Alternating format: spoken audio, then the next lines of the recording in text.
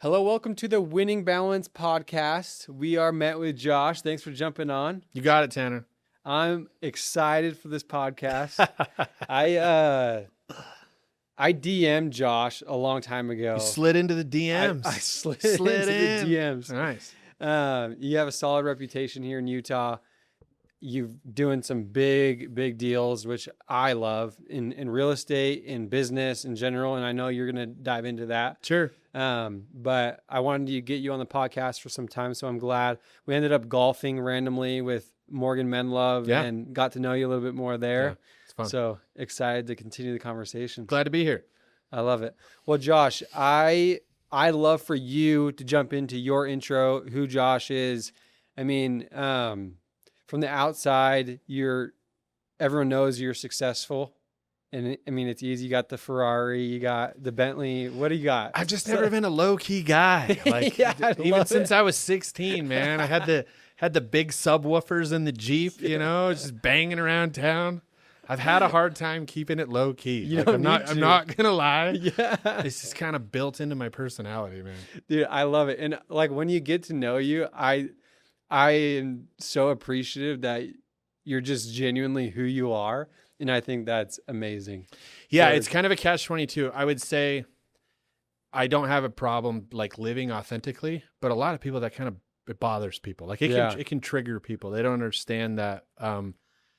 But I appreciate that compliment because it's probably one of the best you can give me. Well, and I mean it too. Like I think there is a misconception always and I think it stems from like envy when you have something others don't, and they feel like it might be in their face.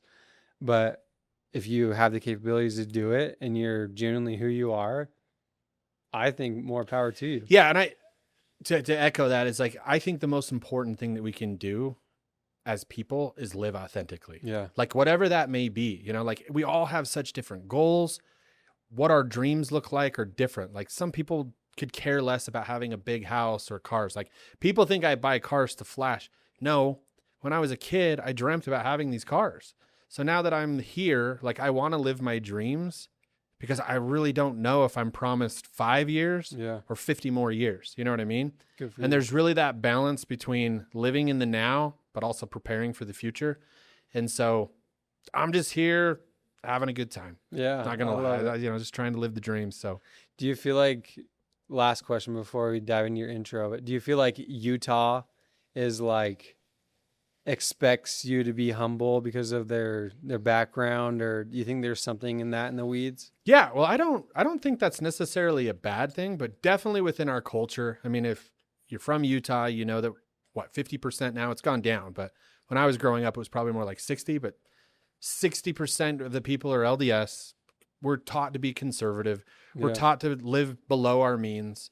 But when I say live below our means is a broad term. They don't know what your means like are. You just, the point is like if you're making $100 million and I'm spending 10, that would qualify as living below your means. Exactly. Yeah, so the point is I would subscribe to that. I'm actually a big anti-debt guy. Like I just don't like debt at all.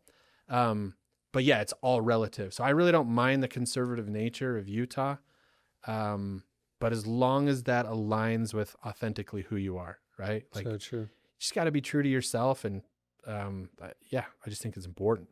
I love it.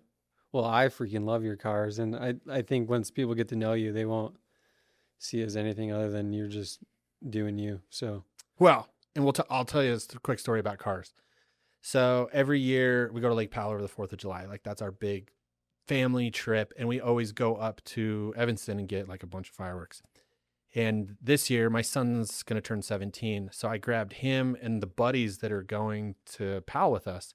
We took out 4 supercars. We drove up to Evanston. These guys are all in high school. So they were like losing their minds, right? It's like making high schooler dreams come true. Like I genuinely enjoy sharing them, even though it's a little bit, I would say, risky, like letting the high schoolers, but they were all really respectful. We rotated cars, like every 45 minutes we'd change cars, so they got to drive all of them. Yeah. And they were great. They followed behind me. When we got on straightaways, we'd let it run when it was a little bit more windy. But like after that, I mean, these guys had all this like social media footage and they're sharing it and stuff, but like, how cool is that for a 17-year-old? Drive a Ferrari, they drove a Lamborghini, they had a Bentley 911. I mean, they had a great day.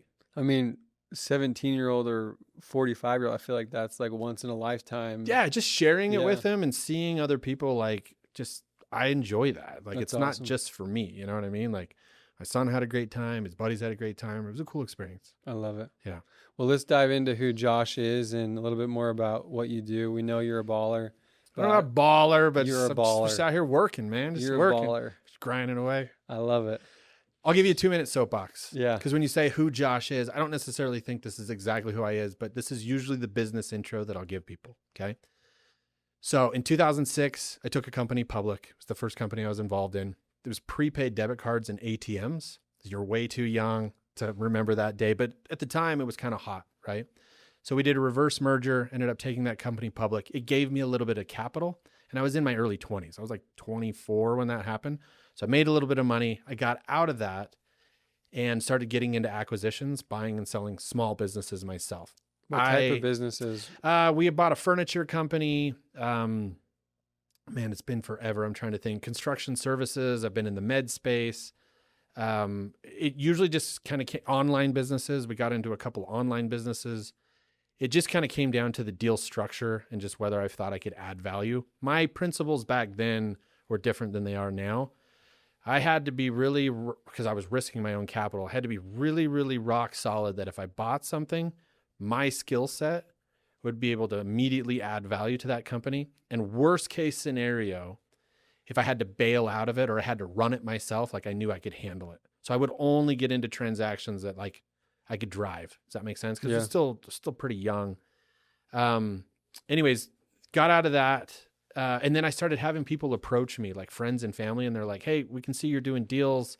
How are you buying these companies? Where are you getting the money for them? Can you help me appraise my business? So I have 2 companies. I've got a private equity arm where we still invest in companies. I own 4 here. But then my business brokerage started in 2011, just due to the need that I was getting people asking me for help. So since 2011, I've sold or represented over 200 small businesses, aggregate value of a little over 400 million sold. So in the last 16 years.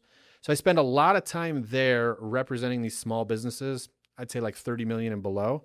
But what it does is it acts as a good feeder for the private equity arm. So I just constantly see deals. And if I like them before they like go public, I can get involved either from an equity stake or I can try to buy them myself. Because the key on investing, and this is probably a lot like with your real estate investing, is you have to be patient. You make mistakes when you do deals out of necessity. Mm-hmm. Like you rush, you're like, I got to do a deal, I got to do something. You'll typically overlook things or you'll miss things. The risks and the stakes are even higher in business because you don't have collateral like real estate. Yeah. So you got to nail it. And so it's hard because you'll look at 100 deals and you might like 1, 2, maybe 3 of them. And you might not even be able to get any of them over the finish line. So when you're just sitting on the sideline waiting for your next acquisition, you have like nothing to do. So that's why I like the brokerage. And it also keeps you like super sharp in the game. As lending rules change, as markets change, like you're just on the forefront, cutting edge. And that's what I do now is I do a lot of representation and then slowly I just build portfolio companies, for the long term. Yeah, I love it. That's always been the shiny object for me is businesses. Yeah, for in sure. general. And we talked about that a little bit while we were golfing, but I'd love to hear a little bit high level, super simple for myself, especially, but for the audience as well, like what a due diligence process looks like, right? Because from the real estate perspective, in my niche and my asset classes, it's second nature at this point in terms of what I'm looking for, what I'm not. In business, I think, and I've reviewed probably 4 or 5, which, as you know, I haven't closed on a deal. I need a lot more reps than that. But during my due diligence process in buying these little businesses, I'm like sweating bricks because I have no idea what to look for, what to be worried about. Signing a PG, SBA loan. Now I have my real estate that's like at risk. Scares the hell out of me. I'd love your perspective on that. It's a big question. Yeah. There's a lot to unpack there. Give me an example of like what you'd be interested in buying. Like, it doesn't even mean to the business, but like, are you trying to buy cash flow? Are you trying to scale something? Like, what are you trying to do? Like, just give me a high level and I'll tell you like how I would analyze that deal. Yeah. So right now, I would love to add value to something that I can sell. So equity position. I mean, real estate's great. Cash flow is probably 20% of it. 80% of it is building something for a liquidity event is how I see it in a evergreen industry is what I'm attracted to. Like insurance, something that I feel like is going to be around, not like a fad, these solar so that's what I'm like interested in. I like that stuff too. So I looked at that HVAC company, right? That's right. That's right. We ended up like, Okay. So if I was I think you saw one of my emails. Yeah. I wouldn't say it's hostile. It was just really direct. Yeah. Which I like. I like. Well, because whoever was like repping that was like, I was kind of trying to make a point. Like, not everybody on this email chain is like a novice. Yeah. Because I said like, hey, we're going to need to see tax returns. We're going to want to see X, Y, and Z. And they kind of just like brushed it off, or I think they like removed me from the group. But it was a huge sign.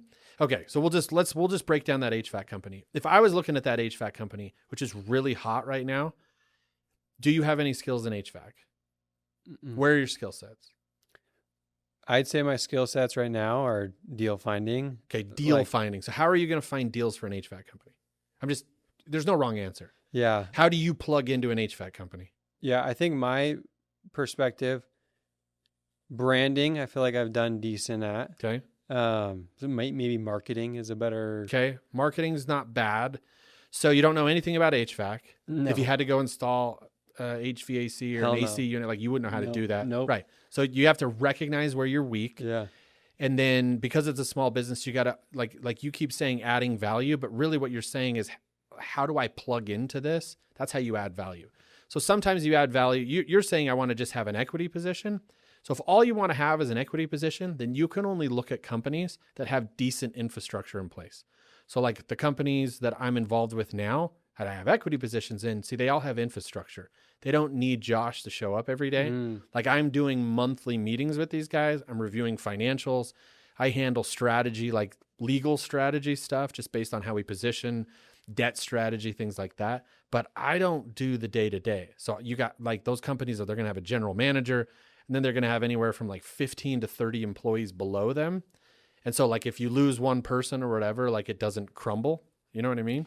And then I add value just like on a high level and from like an investment standpoint and kind of help steer the company. Or I can bring contacts/contracts. Like I know this guy, I know that guy. Let me put you in contact directly with somebody like that just to kind of help boost business. But that's how I'm adding value from more of a passive role versus if you're buying a small business, you got to see how you plug into that thing. Yeah, which I think this is what we talked about too. Is I think I'm probably more interested in the private equity side and not like doing a complete 180 from how I make my money today. No, because it'll pull you in. Exactly. You'll put like, let's just say you buy a $3 million company and you put 500 grand into it and then you SBA that thing, right?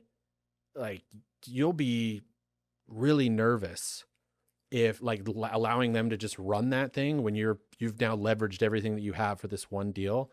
And so it'll pull you in. Like you'll want to be there every day, watching that money, doing all that stuff. And you'll end up losing out on opportunities where you're actually making money and where your skill set is. So, that, or like if you can find a good business partner that you trust and they're like, hey, I'm launching this. And he's like, I'm going to run this 24/7. I'm putting in $200,000 of my own money and I'm like laying it all on the line. Would you be willing to give me 200 grand for 40%? And you're like, yeah. And then you're like, and he says, can you help me with like a few things? Like, I don't know this person. Can you help me with that? And so you can add that, but you'd be betting on the guy. Exactly. Right? Like he's going to, I don't know what it would be. I'm not going to say restaurants because I don't necessarily wouldn't get into that, but let's say he's launching his insurance, right? Yeah. Like an insurance company, and he's an agent that's breaking off.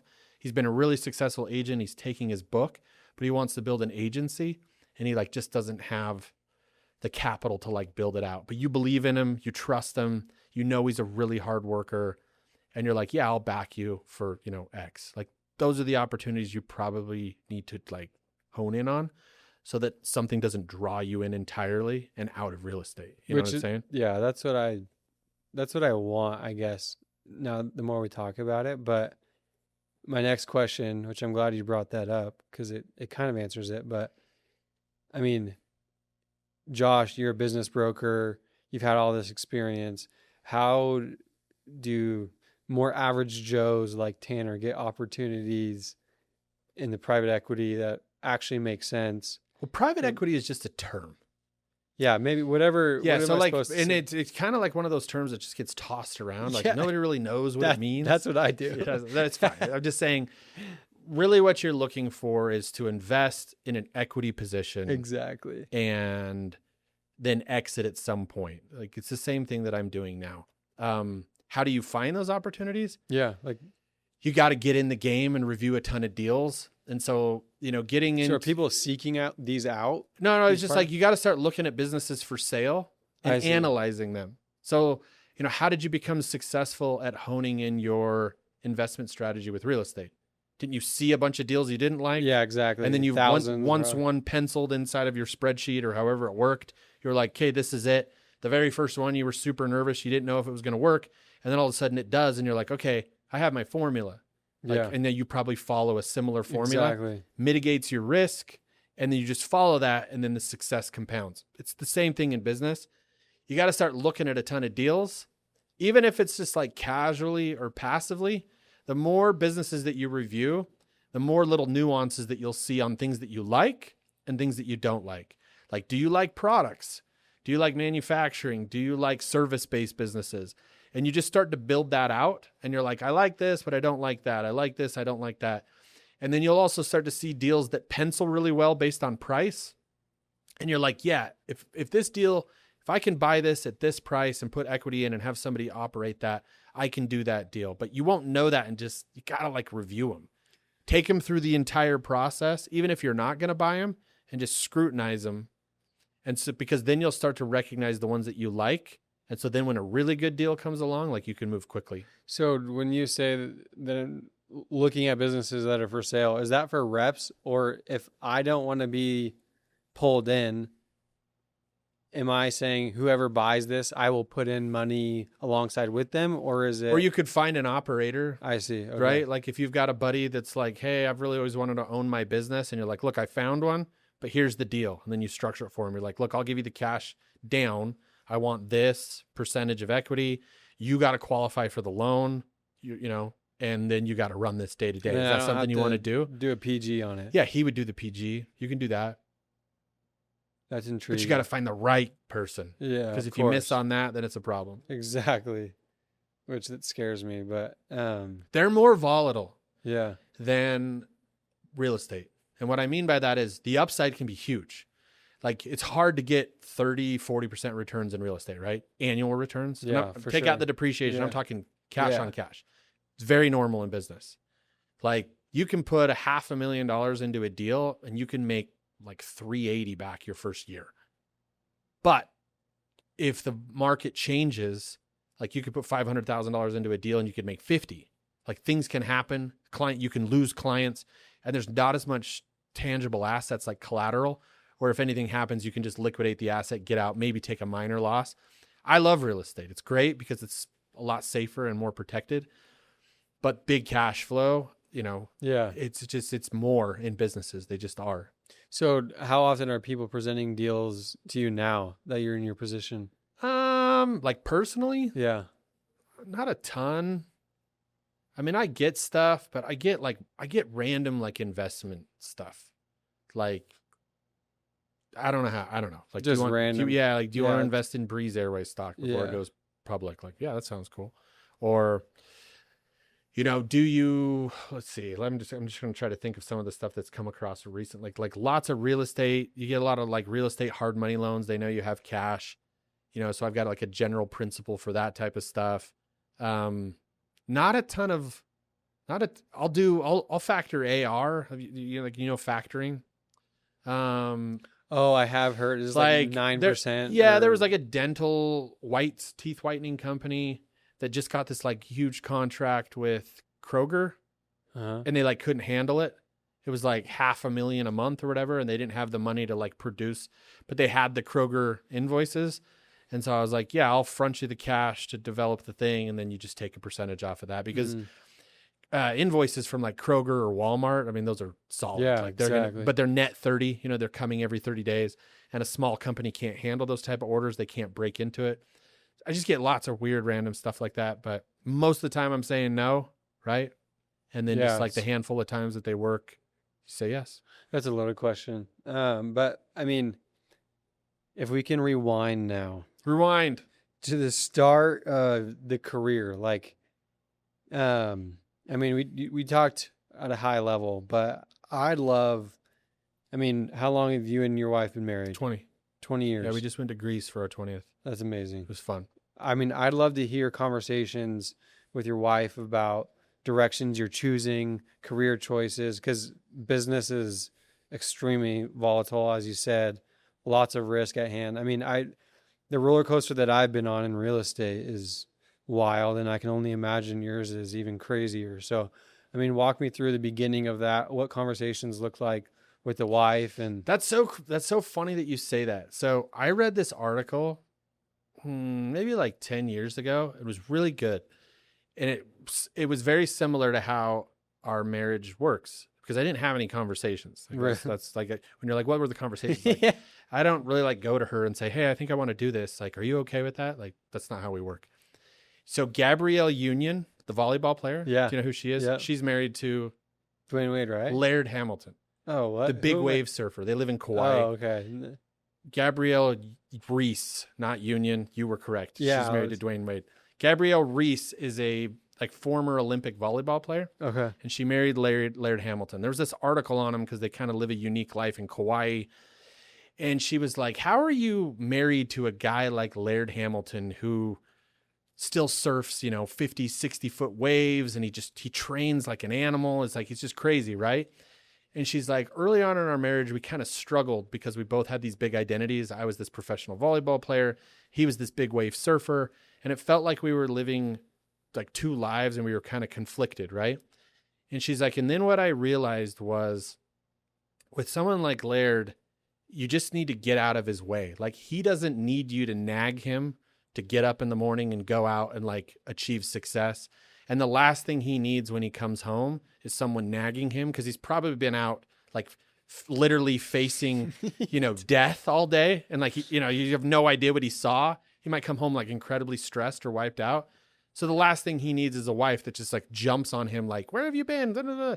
She's like, as soon as I learned to let go and just let him like live his authentic life and be who he is, she's like, our marriage is, I think they've been married like 35, 40 years now. But she's like, you don't cage an animal like that, because they don't need that. They're already so motivated and so driven. They really need a place of peace.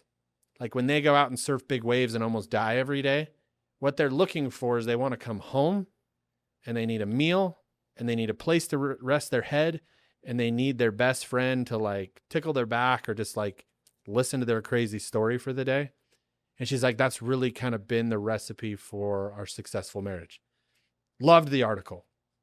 But what I loved it is I was like, I shared it with my wife, and I was like, that's what my wife is for me. I don't need to be nagged. Like, I get up every morning, I jump out of bed. Like, I've got a million things I'm going to do. And she's never nudging me, telling me I need to do stuff.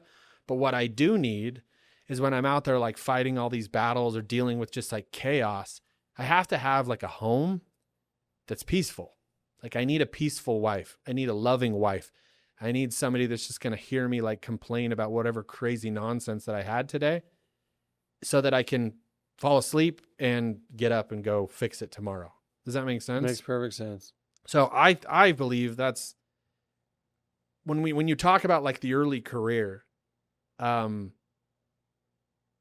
just like, I don't really remember like telling her like, hey, I'm going to go in this direction. Are you okay with it? Like, I would just be like, I'm doing this, and like, just, that's what I'm doing. And she'd be like, okay, great. How can I support you? Yeah. But there's got to be some earned trust that's come from that, because if she didn't have your trust and you're like, I'm going to go do this, and last time you did it, there was, you weren't providing or See, but that's never been an issue. Like, I know that's going to sound braggadocious, but like I win wherever I go. Yeah. So I have like a long history of winning, a long history of success, a long history of like making money. Yeah. So she knows that if I'm doing stuff, if I'm pivoting in any way, she's got 20 years of history to go like, well, you know, he whatever happens, like he figures it out and he, Yeah. you know, he makes it happen. So, and yeah, I mean, you know, I've earned her trust by making wise decisions when it comes to investing and setting up our family long-term for Exactly. success. I think that's my point. Is That's what happens over 20 years is it's like trusts, meaning like yeah. we have family trusts. We've got living wills. We've got asset protection, you know, estate plans in place. Like all that stuff's been built. And, you know, she gets emotional when we talk about it. I mean, really, it's all for you. Like I'll probably die before you do. This is all for you. It's my last gift that like, if I were to pass, like you will be taken care of and the kids will be taken care of forever. She knows that, you know what I mean? She knows how it all works and that, and so, yeah, the trust is built. Yeah. You know what I mean? It's built through repetitions, but also just demonstration that you're going to do the right thing. Yeah. And the reason I brought that up is because I don't want people like if you're not the animal that Josh is, and if you haven't paved this way of success, I don't think it's fair to assume that your wife is just going to be as trusting and do whatever you want if you haven't been the provider that's earned. And maybe it's tough, right? Because it should be unconditional love. But I do believe that in marriage, there is, like, you both have your roles. Yes. But anyways, that's kind of a. Well, I think, tangent look, on if that. you fail, okay, and it's not that I haven't failed before, but you have to take accountability for the failure. Exactly. And I believe in open communication with your wife about everything. Like my wife knows everything. Yeah. That's why I say I come home and just tell her about my deals. She literally doesn't understand the complexity of what's going on, Yeah. but it doesn't matter. She knows, oh, Josh looks exhausted today because he just had to deal with X, Y, and Z. But if you were like, let's say you went out, you started a business and you failed, like you got to own that, and you got to own that in the home. Yeah. Like you got to have that conversation with your wife and say, look, I tried, I failed. Here's why I failed. And you tell her. I think wives, in my opinion, they're entitled to know. Like if you're a husband that's not sharing the wins and failures with your wife, then you're just like, you're not, I think they deserve to know everything. They're supposed to be your partner in life. I don't know why you can't or wouldn't share those things. And I think part of that accountability is that you're owning it. And then you're telling them, hey, the next time I do this, this is like what I've learned. Exactly. And so this isn't going to happen again in the future. Because women are much more nurturing than we are. And I believe that if you tell them the truth, they're probably a lot more likely to forgive you and support you the second time around. And again, you've now shared knowledge with them how you failed. And so they're kind of like Jiminy Cricket. They're going to remind you, hey, remember last time? And you're like, yeah, I remember this time around I did X, Y, and Z on this deal, so that won't happen. And they're like, great, go get them. Yeah.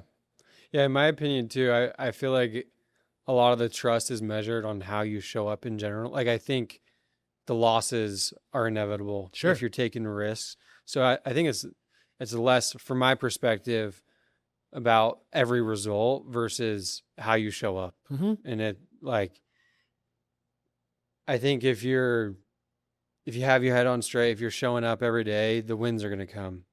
They are. And again, I don't think you can compound like 8 losses in a row and think that person's just going to continually trust you. Exactly. Like you might need to pivot or you might lose the marriage. Like you can't keep applying stress over and over and over again. Like you do have to provide some sunshine or like it's not going to work. Yeah. And not everybody's cut out for like big deals or being an entrepreneur, and that's okay too. Like but you do need to put your marriage and the happiness of your marriage like at the forefront, like at the focus. That's should be the most important thing that you have in this world is that partnership with your wife. Yeah, I agree. Just really, it matters. Well, let's talk more about that. How more the tactical side of that as a busy entrepreneur. I mean, I think the word busy is overused. I'd say like cloudy brain. Like I have no idea what your brain looks like, Josh, but the inside of my brain is chaos. I have so much going on all the time, and I have to set my type A personalities. I have to set a structure into how I'm going to show up for my wife, how I'm going to show up for my baby. I don't know how your brain works, but I'd love to like step inside Josh's world of how you actually show up for your wife and for your kids. So the first thing, and I think this is the biggest, well, it's just my opinion, but I think it's an issue, is have you asked your wife what showing up looks like for her? Too many guys think I'm providing, I'm working, I'm doing all these wonderful things. And they're like, I don't understand why my wife is so mad. Well, have you asked her? Like, go ask your wife, hey, what does being present mean to you? They'll tell you. It means when we go to a movie, I don't want you to be on your phone. If we go to dinner with a couple, I don't want you to take a call. I want you to enjoy the time that we're there together, and I want you to be present. Okay, can you do that for me? Sure. Then it's on you to be mindful in those situations to deliver. But too many people just think, look, I'm doing everything I can. I work hard. I go to church, whatever criteria that you've built in your head of what showing up means for you. But again, that's your criteria. If you don't take the time to ask them, hey, what do you need to feel like I'm showing up for you? All you have to do is check those boxes and they'll be happy. But a lot of people skip that part and they think I'm doing everything I possibly can, but you're just not doing the stuff that they want. Yeah. And maybe it's unreasonable. I don't know. But if you don't ask them, you'll never know. I think that's great. Where my head goes is for the kid side. I think that's phenomenal for the wife. And I'm coming from this as someone who's a new dad, 19 months in, and I don't have my kid telling me how I can be a better dad, how I can show up. It's a new territory. It's scary. It's like uncharted territory. What have you done to set yourself up is like your version of a good dad, right? For your kids. Yeah, that's a great question. Well, first and foremost, like I told my wife when the kids were babies, I was like, I suck at this. Like they only want to be with you. I'm really bad. Like, I don't know what to tell you, but they don't like me as much as they like you. So I'm going to need you to like carry a lot more of this while they're babies. I said, once they're like potty trained and they can talk and tell me what's wrong, I promise I'll hang out with them. But like in the beginning, and again, this is just my opinion. I'm not telling anybody to take this advice, but I had to communicate with her and be like, I need you to carry the baby slack. Cause like for whatever reason, I suck at this. And then like by the time they got to 4 and 5, I could step in and like spend time with them and like teach them sports or like take them to movies and all that stuff. But I'm older than you. And so my kids are older than you. And like the crazy part about your phone is it always just like sends you memories. And like, I miss my kids already being young. I have 12-year-old twins and he'll be 17. He'll be a junior in high school. And like, I see all these pictures of them and they're like young. And I'm like, I wish I could go back. I wish I could go back and coach his little league team again. I wish I could just like take him fishing, just like random stuff. But the good part about those Facebook memories is it's reminding me of all the things that I did, right? I have like, my phone just constantly shows me all the vacations, all the time that I've spent with my kids. And so I feel good about that. But I would say when I was probably about your age, you know where Morgan lives? You been to Morgan's house? Have you never been there? No, his new house? Well, just like where he's living now. You like Holiday? No, I haven't been doing. Holiday's a unique. It's very, very, very much like Alpine, like highly concentrated. There's a lot of old money. It's like just the Huntsmans live there. Who's the other guy? The Bain Capital guy. I don't know. Yeah, you do. The Romneys. Yes, they live behind me. Like just there's hitters like everywhere, and I am not a hitter. Like there's just monsters like all over the place. The cool part about living there is you get to rub shoulders with these guys because they're just like in your neighborhood. Like you just see them at random stuff. So I've had the opportunity to ask them questions before. And I've asked 2 really, really successful people that run billion-dollar companies. Like, what advice would you give me? And 2 of them said the exact same thing, which is ironic. They said, spend as much time as you can with your kids. And I was like, what? And they're like, listen, you're hungry. You're an A-type personality guy. They're like, you're going to be successful. You're going to make money. There's always going to be another deal, another cabin to build. Like you're going to be fine, but you can't get that time back. They're like, no amount of money will give you the time between 5 and 18 to play with your kids and be with them and share those memories. And they're like, so spend as much time as you can with your kids, because when you're my age and you're running a $2 billion medical device company, like you'd trade that to go back and like ride a fire engine with your kid. Really interesting perspective, considering these guys are like major ballers, multiple planes, houses in different countries, and these guys kill it, right? And that's what they talk about. So when someone like that gives you advice, because you asked for it, I asked for it, it's on you to whether you accept it or not, right? So I took it at heart.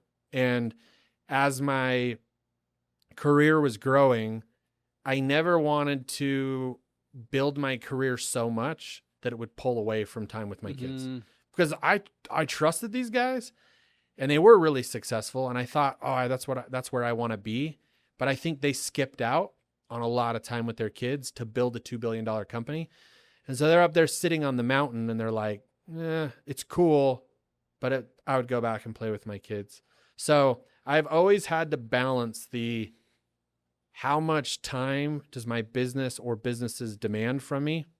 And if it's too much and it's taking away from the things that are important, which are my family right now, then I have to temper it back. Yeah. But again, that's my personal belief, because these mega ballers told me it's what you're going to miss. So right now, with my kid being 17, I don't look at my junior in high school and go, I wish I would have been there for him more. Like, no, I can look at the last 10 years of his life and be like, I coached a bunch of his teams. You know what I mean? I never miss any of his games. Like, I'm at all of his stuff. He will know as an adult that my dad was present in my life through those years. And that's important to me. Yeah. That's powerful. Yeah. I think right now I feel spoiled with where my business is, like in terms of like a lifestyle business. I could always make more money and I could always have like bigger goals, but I've felt spoiled by how much time I get to spend with my family.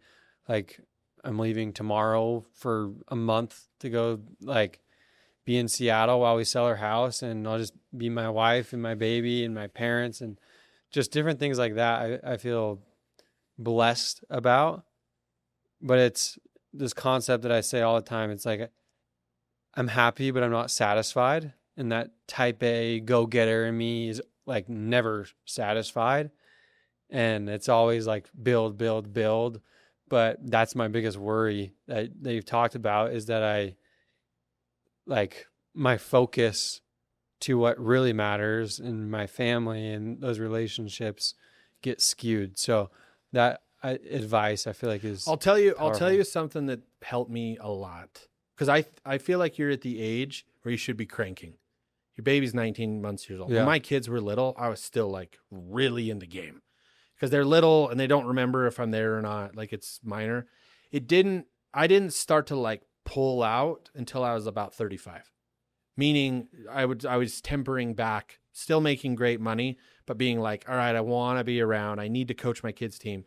Here's probably another 5 years. So if I were you, I would crank hard for the next 5 years to build this lifestyle business that really supports like taking a month off anytime you want. Anyways, the point that I was going to get at is I understand what it's like to have that like insatiable hunger that you always want to like build the next house, buy the next Ferrari, like whatever it is. What's helped me a lot with that is practicing gratitude, like on the regular. Because what it does is it doesn't require you to be satisfied, but it requires you to reflect, and to reflect often on what you have versus how far you've come. Like, when I met my wife, dude, I worked at 24-hour fitness. Like, I worked at the gym. Like, there was nothing, you know what I mean? Like, I had great muscles and some good set of abs. Yeah. But like, dude, I like was nothing. You have to maintain that perspective. And I really believe that it tempers that type A personality where you just constantly want to grab more possessions and objects. Practicing gratitude helps you reflect on how far you've come, and more importantly, all the wonderful things that you have. And it's different than being, I need to be satisfied. Like, no. That's not what I'm telling you. I'm telling you that you need to practice gratitude more often. Like, literally last night, we're getting ready to go to Lake Powell, and my wife's like in the boat, like just organizing a bunch of stuff. And I was like sitting on this rock, and I'm staring at my house. It's 13,000 square feet. It's paid for in cash. There's 7 freaking exotic cars in the garage. There's a $250,000 Mastercraft. I'm just like, this is my life. Like, I get chills about it because it's stuff that I dreamt about 15 years ago. And I was relentless, like you, to pursue it. But I sometimes just stop and go, man, I'm so grateful for where I'm at. I'm so grateful for this beautiful woman who trusted me 20 years ago that I could like do this. And she's like doing all this work and just like building this trip for all these people. And I just try to do that often. You know what I mean? And just be grateful for the life that I've been given, because I just don't know how much I'm going to have left. And it helps me a lot, just temper that like insatiable urge to get more. Yeah. One of my mentors that I look up to a ton told me anxiety is like extremely prevalent in today's day and age for a lot of reasons. Social media is in your face, but a lot of it, like the definition of anxiety is you're worried about the future, right? And he said the best way to combat that is gratitude. And it pulls you into the present and it says, what's going on today? What's reality? What are you like? So I'm glad you said that. What do you do? What are you doing currently? For gratitude? Yeah. I literally will list my gratitude list in the car. You do it with your wife? I don't. Do it. I have a weekly planning session. So I do two different ways. You do Sunday planning? I do Sunday planning. Yeah. The it's great. Casey It's Boss. awesome. I do it. Like I picked that template. up off of, I don't even know those guys. What's the other Cam Bodden? Oh, yeah. The one that he like The mentored. 1%. But like he's the one whatever. that talks all about it. And I Yeah. was like, I'm going to do that. It's Great. phenomenal. It's awesome. Yeah. Great practice. I wrote down the exact strategy. Wake up 6 a.m. before baby gets up on Saturday or Sunday. Plan your week. Exactly. Yep. I love it. So I do that, and there's gratitude involved in that. But then I do a lot as needed in the car. It's always in the car because that's the only time I can think. Mm-hmm. And just literally listing my gratitude list, especially when I feel anxious, which I am constantly anxious about the next deal or overhead or how do I get to the closing table? Fires everywhere, right? And so I'm glad you brought that up. Yeah, we do. What's it? 9 years? 9 years ago, we built our house. We put this massive chalkboard in the back, and we did it intentionally, but it's our gratitude wall. So every Sunday, my entire family has to sit down. Really? Yeah, and you have to share something that you're grateful for that week. And when the kids were little, they'd be like, "Oh, I'm grateful for like cotton candy at the fair." Mommy, daddy. But it doesn't matter. Like Yeah. the rules are, it doesn't matter what it is. But dude, now they're like 12. Like you should listen to my 12-year-olds talk about, like they'll get deep. Like my son will be like, "You know what, Dad, I'm really grateful for this week, the diversity of friendships." And you'll be like, "Okay, explain that." And he'll be like, "Sometimes I hang out with the football guys, but then sometimes I just like to play Legos and I will call this guy." And he's like, "I'm just really grateful that I have different friends that accept me for who I am." And you're just like, bro, That's bro, you're 12. yeah. But they've been practicing it for a very long time. And that is something that I'm just really happy to see them, practicing on a regular basis. But it'll help. I'm glad you do it in the car, and it doesn't really matter where you do it, but I would encourage you to like get your wife involved in Yeah. it, even if it's just like a Sunday conversation. And even if it's just saying one thing that you're grateful for this week, I've just found that it helps temper the anxiety Yeah. because it never leaves us. Exactly. It'll never leave you, bro. Yeah. No matter what. Like, We've it just shared that in doesn't common. leave you. I wish I could tell you it'll calm down. It just rarely does. Yeah. It doesn't. Yeah. It hasn't left me for some But time. that's how you're built. And so you just got to lean into it and Yeah. use it as a superpower. 100%. I feel like my wife and I will do like, what were your 3 favorite things of today? Like we'll do that here and there, but we need a better structure, and that's a good reminder there. But we've talked, high level about success, your success that you've had. I'd love to hear a story about a loss, maybe, or maybe it was a season, maybe it was a deal, and like how you weathered that storm and how you got out of it. Yeah, I'll tell you a story. I just told it. So I had a car dealer here. I like cars, as you know. Mhm. So what did I buy? I bought a Maserati from this guy. And the dealer just kind of like approached me. Was like, "It looks like you like cars. Like, would you be interested in investing in a car dealership?" And I'm like, "Yeah, like I'll whatever." So this guy builds this deal, and He's like, the good news is if you put, I think it was like $1 million. If you put $1 million into the dealership, I will let you drive whatever car you want. So for me, it was awesome. It's like every 30 days, I'd have like a Bentley, and then I'd drive a Range Rover, then I'd like have a Ferrari, like a Lamborghini. Like they were all high-end exotics. So it was awesome. I'm like, I never have to buy a car. Like this is incredible. And then they were just like going to pay me points, etc. So What does pay you points mean? yeah, like 2 points on your $1 million. So what would that be? Like 2,000 a month or whatever. Oh, I see. You know what I Okay. mean? They're just Yeah. paying points for that. And then they would give me the titles to the cars. So it was like fully collateralized, and then he would just pay me interest on the money. So I'm secured. I feel good about it. I get this upside of driving exotic cars all the time. It's all good. Everything's fine. Like it's going for 6 months. Everything's good. And then it got a little weird. Like I'd get a title to a car and I'd like go down to pick up a new car that I'd want to drive. And I'd be like, hey, where's the Lamborghini Huracan? And he'd be like, oh, we like it's in transit or whatever. Like the car wouldn't be there. It was just odd.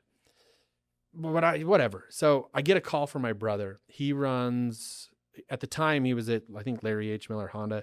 Now he's the general manager of Ken Garf, or he's a sales manager at Ken Garf Mercedes downtown. He's been in the car business forever. He calls me one day and he's like, hey, just so you know, this guy wanted to buy a Porsche from us. Like we took a Porsche in on trade-in. And he's like, I went to try to do the deal, and my manager told me like, hey, that guy still owes us like 400 grand. And so you kind of go into this like weird gray area. Dealers will swap cars a lot, and I think kind of like just on consignment and paper. But once they get to a certain threshold, like dealers will be like, hey, until you pay off this, like we can't do any more deals with you. So he's like, I know you got a bunch of money with him. Not saying anything, but he's just so you know, like he owes us money, and we said no, like on this Porsche deal. So I was like, all right, let me. And then the title thing was stacking up. So it turns out he was washing titles. So what that means is I would get, every time he would sell a car, he would give me a new title to a car for my collateral, right? So let's just say $250,000 Lamborghini. Mm-hmm. He'd be like, I sold the white one, but I got the yellow one over here. So he'd give me the title to the yellow one, right? Well, the title would usually be like from California or Iowa or whatever, right? Well, what dealers have the ability to do is they can go to the state and say, hey, I need a new title, because they're like a licensed dealer. So he could get a new title, like a Utah title on that Lambo, and I'd be holding an Iowa title, right? Well, the Utah title replaces it, and I wouldn't know about that. Like, And yours is void. yeah, because now that Utah, so he could sell the car, give the title to the new owner, and I'd be over here holding an Iowa title thinking my money was collateralized, but it wasn't, because that guy he'd have the car. So I figured this out. And so I like confronted him about it, and he got a little dodgy, and I called my lawyer, and my lawyer's like, dude, you're like, this is bad.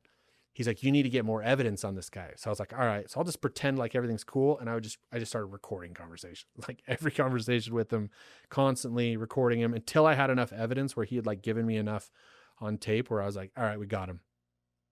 And again, kind of coming back to relationships, I've got some really strong relationships with very powerful attorneys that are like former United States prosecutors.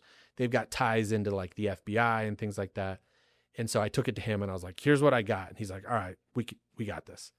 So we roll into the dealership one day and we're like, hey, his attorney was there. I don't know if he like got word of it or whatever, but like he was there, and we were like, we're here to pick up $1 million in cars. Like we're foreclosing. And they're like, yeah, good luck proving anything. Then he like rolled out the tapes, and his lawyer's like, yeah, this is a problem. Like if you don't make right on this deal, you'd probably go to jail. And so he had to give me, I think we like repoed like 6 cars, like a bunch of Lamborghinis, like just exotics and stuff. It was hilarious. So I had like a full law firm. There's like 5 attorneys and me. We all jump into like $200,000-$300,000 Lambos. We're ripping down the freeway, dude, because we just repoed a bunch of cars. And then we like took them to my house and I had to sell them. But how did I get out of that? Like you got to pay attention when you're in deals. Like, and if something feels off, like don't hesitate to ask questions and to look into things. And as bad as it sounds, like when somebody's being dishonest with you in business, like you have to do whatever you need to do to protect your interests. Because what I've learned about business is people aren't going to look out for you, man. Like you have to look out for yourself. You really do.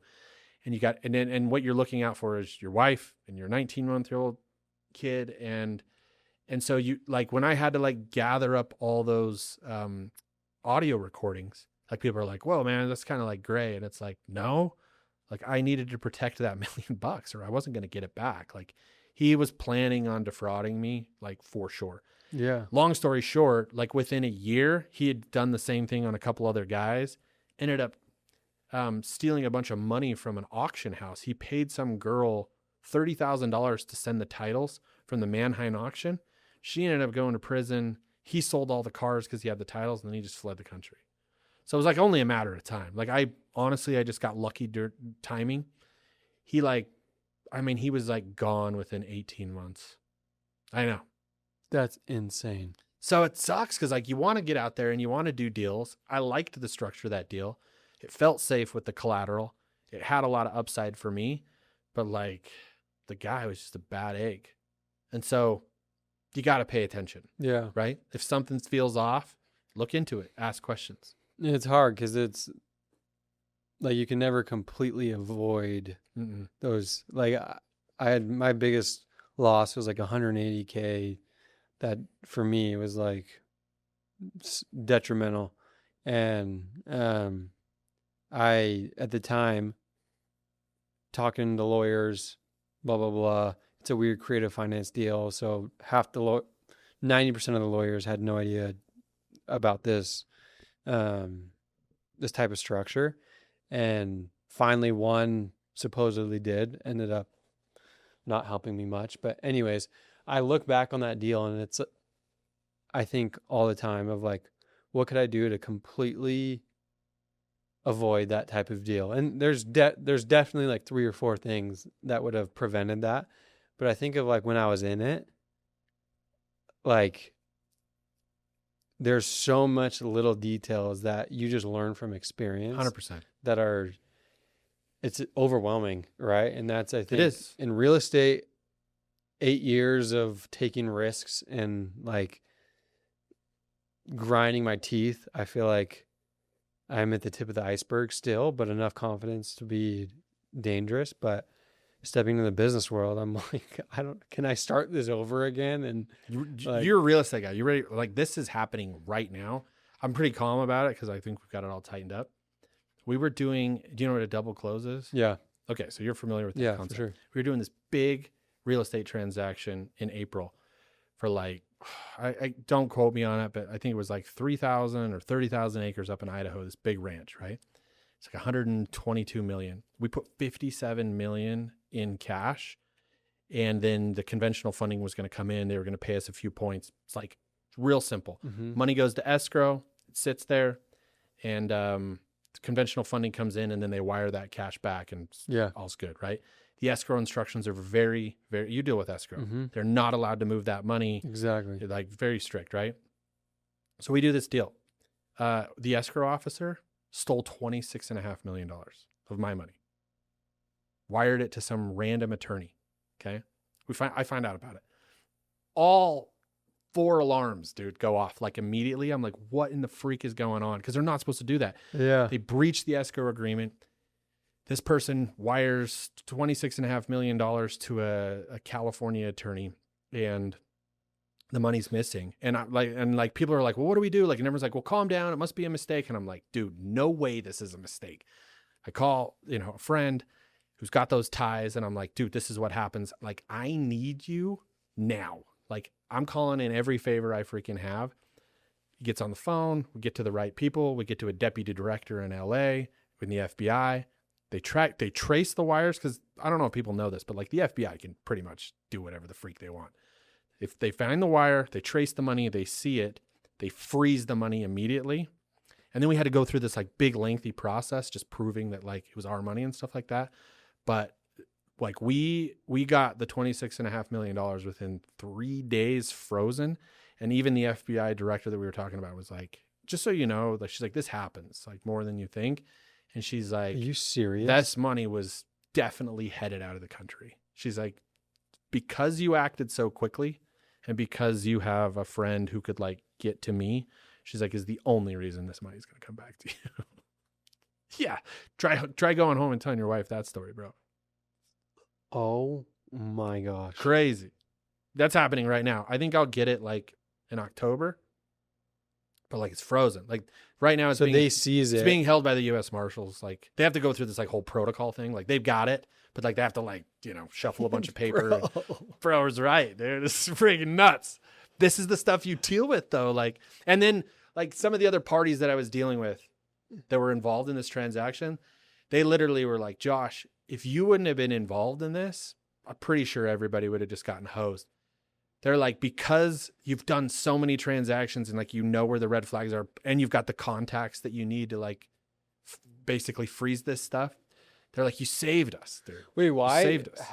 How did, because double close can be what, like it closes in literally within a few hours. Mhm. It could be They flip it. exactly, right? So The wholesale buyer buys it for one price. They turn around, they make a Exactly. couple $1 million flipping it to a different transactional So- buyer. and a lot of times in my industry, a double close, like you do that so you don't have to disclose your assignment fee Correct. or whatever, Yeah, right? yeah. So And I think by law, and you would know this better than me, you have to have the ability to close in cash in order to wholesale or flip a deal. Because if it's conventional, I think you have to own it for like 90 days or something. there's some seasoning period. There's some seasoning Yeah. period. You're like, you can't do that. So that's why you have to have cash, close, own it for 20 seconds. And then it gives you the legal ability to like resell that and at a then higher yeah, price. the money is never supposed to leave Never escrow, supposed to so leave escrow.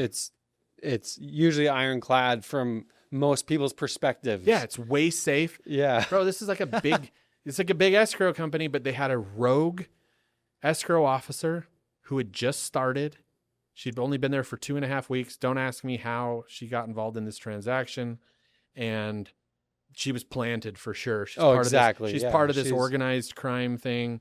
And she got access to it, wired it away, sent it to an attorney. The attorney threw up a big fence for us. Like, we're not going to send it back. Like, he was going to make us try to like sue him. And I was like, we're not wasting any time, dude. Like, Why would it go to an attorney? Like because it would take us, I think this was their plan. Okay. They wire the money to the attorney. We send a demand letter to the attorney. The way the attorney responded to us, you could tell he was prepared. Like he had a response like same day. Like, this is our defense. We believe these funds are ours. We didn't do anything wrong, blah, blah, blah. But see, in civil court, it will take you months. Like you got to file a TRO, get it in front of a judge. The judge has to rule. It can take weeks. They were buying time. If they can get 26.5 million, and let's say it takes 3 weeks to get in front of a judge for a temporary restraining order on that money, if they've got 3 weeks, that money will probably eventually clear their accounts and they can get it out of the country and it's gone. or they settle it's just for gone. 5 million. Yeah, they and- settle or whatever, but like, dude, it had already moved like 4 times.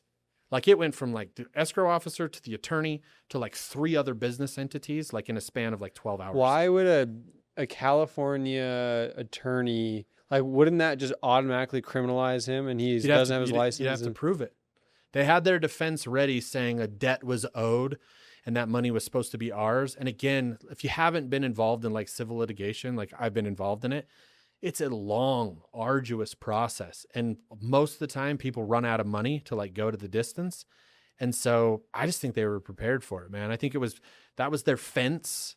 Like send it to the attorney and then the attorney will wire it to like these nefarious characters and we'll pay the attorney like $1 million and he'll just fight this for the next year. And by the time they figure out the fraud, like the money will be gone. And then if you can't collect, You can't collect. you can't collect. You're beating a dead horse. Yeah. And we lucked out in a couple of ways. One, I had the right contacts to get right in front of the people that can do something about it. But 2, the size was big. If it would have been like $500,000, it just like wouldn't have mattered. Yeah. But because it was $26.5 million that was missing, they were like, wait, what? They kind of perked up and they're like, all right, we'll look into it. And then they started looking into it. And then once they found the people that were involved in it and like the criminal histories are popping up, they're like, oh, this is fraud. Freeze. And that's the wild thing. We talk so much about the government, like hating the government, but like when you're in this position, you're so grateful that they have the power to be like, they can look in any bank account. They can see where all the wires were going. They found them and then they just froze them, like just boop. And so those guys would try to go out and get the money and Wells Fargo's like, you can't have it anymore. And they're like, wait, what? And then it's just like, and then they just asset seizure. They can just grab That's it. insane. Yeah, man. Welcome to my world. But my wife knows all about this. So Yeah. this isn't like a thing. Well, I have one last question for you, but it's funny because an escrow officer in my opinion, is the reason that I lost my 180 grand. Why is that a shady industry? I thought we were supposed to be able to trust them. They're supposed to be a third-party intermediary to protect both parties. Dude, and they were a massive Old Republic. I don't care who knows. Old Republic title. And it just was an escrow officer who has a lot more power than you think they do. They have tons. It's insane. And anyways, yeah. Didn't tell me anything about deed restriction, Utah housing, low income. Oh, and you didn't file on that? I tried going after it for a while. But just waste the time and money? Yeah, if I had your connections, I probably would up the chain. We'll collect probably $5.5 million in damages on this. Yeah. Like I'm pretty confident on it. Those attorneys that I've got, they're studs. They were able to get it to pass the sniff test or whatever they have to do to get it filed in federal court, because that's a little bit more teethy. And then they got it filed under the RICO Act. And the RICO allows you to go after people personally. They can't hide behind corporations. The RICO Act was put into place when they were going after the mobsters back in the day, and they try to hide behind their entities. And they were like, "Look, we know you're criminals. Yeah, we're gonna get rid of corporate law and pierce that veil, and we can go after everything." So, yeah, they've already got it filed. We're already going after these guys. So they're all exposed personally, and you get treble damages in a RICO case, which is 3 times. So it's $5.5 million. We'll get it. Good for you. It'll just take over a year. It's a pain. Well, okay, my last question. You're in the middle of this. I mean, it's stressful regardless, but 26 million is just going to bring stress no matter where it's lost. And if it's a day late, I would be stressed as hell versus someone stealing it.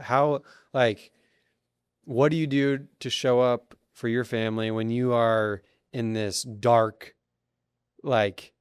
is it having conversations with your wife and being open? Oh, I told her. It just I'm going to be going through this for 3 weeks. Be patient with me, or That's the reason you have to disclose it, so that she knows when you're looking like a zombie or something. That she understands, oh, he must have just got off a crazy call or whatever. So that's why I feel like you have to tell them everything. Otherwise, they're like, "What's wrong with you?" And you're like, "Nothing." And there's a lot wrong. So I tell her.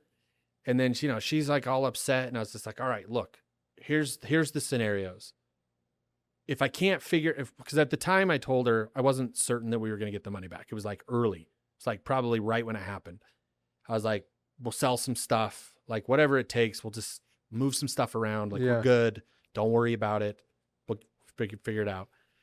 And then within a week, my lawyer made the gratitude wall because he had done all this stuff for me and they found all the money. So it's on Sunday, it was we're grateful for this guy. He's the best ever. So things had changed. So now she's fully aware that it's seized and we're waiting, and that I have to do legal calls and stuff like that. But I just believe, people have a difference of opinion. I know business guys that keep their wives, I wouldn't say in the dark, but they just shelter them. They try and you take care of the home. Yeah. I'll take care of the business stuff. Don't worry about it. I just have a different opinion about it, because I want my wife to know when things are good and when things are bad, because she's a lot more sensitive when she knows that I'm dealing with stuff. Yeah. Right. And she's when I say sensitive, it's if I'm dealing with this type of trial, she's probably not going to be "Hey, what do you think about buying a new Porsche?" For me, for her. She's not going to ask that dumb question. Or do you think we should trade the boat in and get a new one? She's smart enough to know, until everything's settled and back in place, probably not making any big moves. You know what I mean? But to each their own. For, some people just they compartmentalize the business stuff and they leave their wife kind of out of it. Whatever works for you, that's fine. But this is what works for us. I believe in transparency with her. And I think she kind of feels bad because she doesn't know how to help me. And I just always tell her, I don't need your help. I will fix this. I will win. I'll persevere. Just keep our house peaceful and just be mindful that sometimes I'm going to be maybe not feeling so good. I'm not vibing to do certain things. Right? I just had a rough day or something. So she's great about that. You know what I mean? She just wants to make me happy, and I appreciate that a lot. No, yeah. your wife deserves a lot of credit for that, because a lot of wives can't comprehend that or But are maybe willing to. that's why I'm able to do what I do. Yeah. Maybe my wife is a very unique spirit that empowers me to do the things that I do. Like if I was married to somebody else, that would be like, absolutely not. You Yeah. cannot take 500 grand and invest in this business. I'd say she has a big role in it. Did Like, you get it? yeah. She has a bigger role than she realizes. Yeah. Because all I need is love and support, and I'll go out and conquer the world. If I don't have that, if I'm restricted, back to that original story, if I'm caged, then I'm going to be limited in the things that I can do Yeah. because I'll be worried that I'm going to disappoint her or that I'll be in trouble. Yeah. That's never been part of our marriage. Yeah. I'm like the oversharer with everyone. Like I am an open book to like the deepest core. And it's funny because I've learned the pros and cons of that on both sides. Like with my wife, I will overshare when things are bad, and I will overshare when things are good.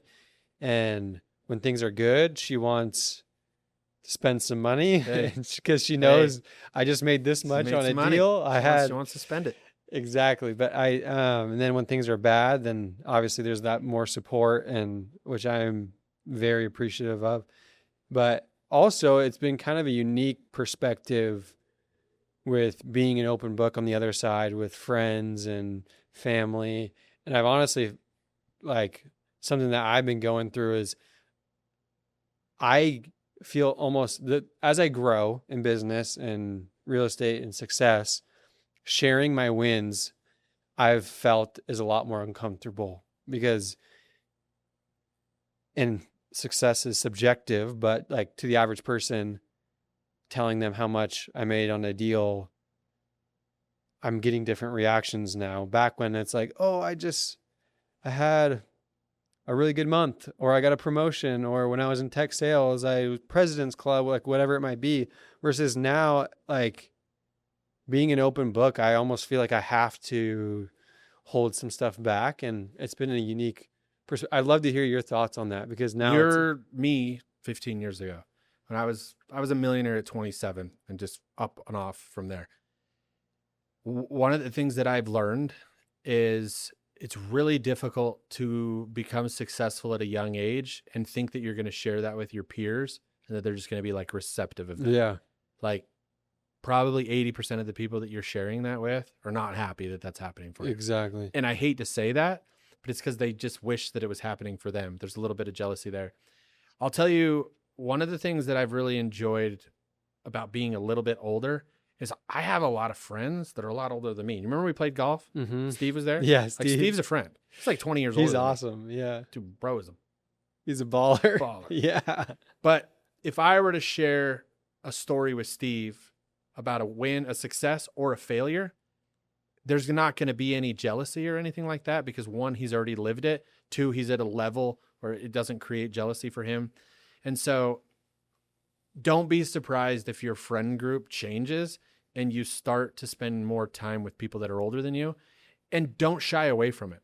Because I can tell you a 40-year-old is probably going to relate a lot more to you at 30 with the things that you're doing than people that are 29 or 30 that your age that are just, they haven't broken through yet.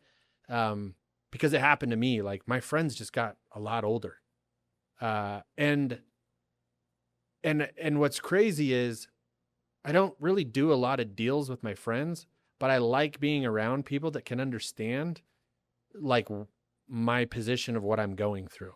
And the only way to do that is to surround yourself with other people that are like super successful and they understand like the pros and the cons of that. I mean, I really have like 4 or 5 friends now that are like 55 plus.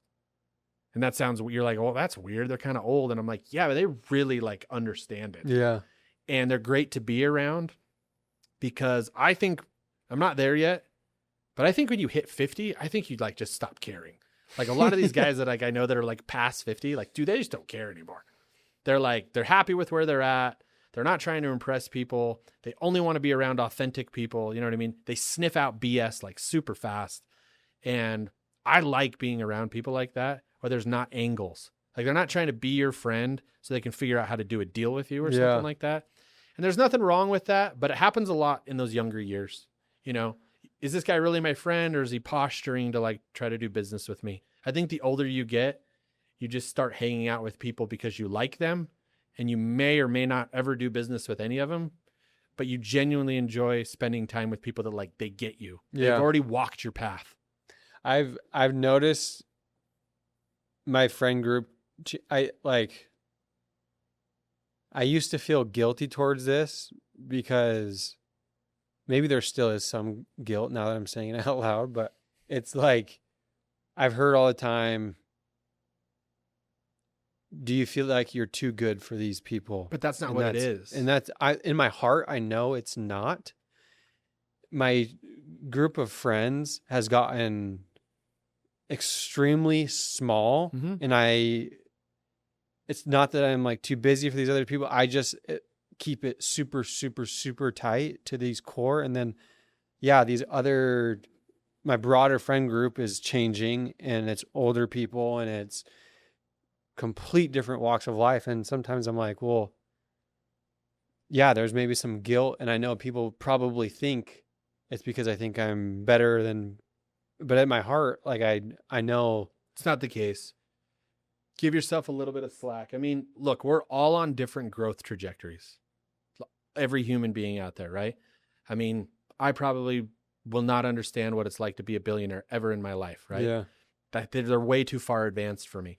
But you hanging out with somebody who like works at Subway, like it's probably not going to work for you, man. Like as weird as it sounds, you might have been like friends in high school and you like spent time with them. But if they haven't progressed and done the growth that you have, whether it's financially or just personal growth, like how are you going to relate to that person? Yeah. If they're still stuck here and you've spent 10 years building something, it doesn't mean that you can't be friends. But it does mean that you might not spend as much time with them because it's harder to relate. That's a good way to put it. Yeah, it's been a weird thing. You're just 30, man. It's so funny to look at you and go, yeah, I remember that. And there's just more to come. Like, I hate to say it, but there's just more to come. I appreciate it. There's more to come. Well, Josh, I always enjoy our conversations. We've gone past our Have hour. we gone past the hour? Yeah, we've been. Wow. I did tell you some hairball stories. It was good. I love it. I hope to have more. And hopefully there's more golf too. So thanks for jumping on. Appreciate dude. it, man.